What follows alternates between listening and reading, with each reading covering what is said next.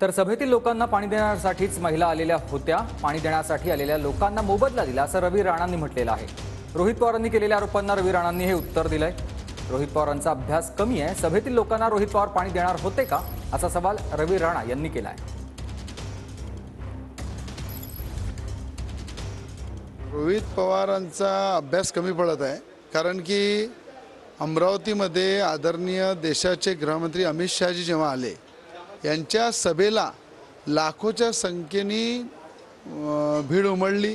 त्या सभेमध्ये पाणी पाजण्यासाठी आम्ही 50-100 महिला लावल्या होत्या। तर काही 5-25 महिलांचे जे पाणी पाजायला ठेवल्या होत्या, त्या महिलांचे विरोधकांनी व्हिडिओ घेतले, ते व्हिडिओ व्हायरल केले।